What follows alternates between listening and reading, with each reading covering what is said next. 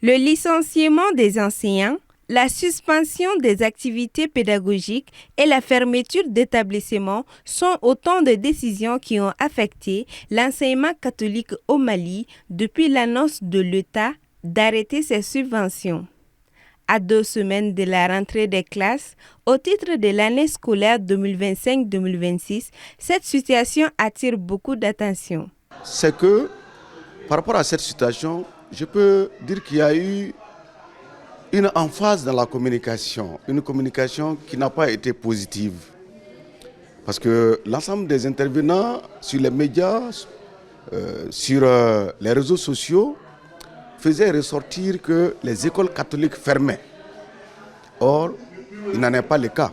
Et ce qu'il faut retenir, c'est que l'enseignement catholique a fait savoir au ministre de l'Éducation nationale que, puisque la subvention va être arrêtée, l'enseignement catholique ne pourra plus fonctionner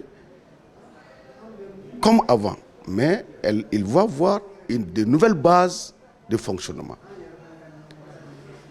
Et pour que cette nouvelle base soit disponible, la réorganisation soit faite, l'enseignement catholique a fait savoir au ministre de l'Éducation nationale qu'il va suspendre les activités pédagogiques dans 21 structures éducatives, du jardin d'enfants au secondaire. Face aux éventuelles conséquences de cette suspension d'activités pédagogiques, pendant 1 an, le ministère de l'Éducation nationale a initié un cadre de réflexion susceptible de suggérer des mesures appropriées. Et aujourd'hui, nous sommes très avancés et je pense qu'au niveau de l'enseignement catholique aussi, les réflexions sont en cours pour minimiser au maximum les conséquences de cette suspension pédagogique au niveau des 21 structures éducatives.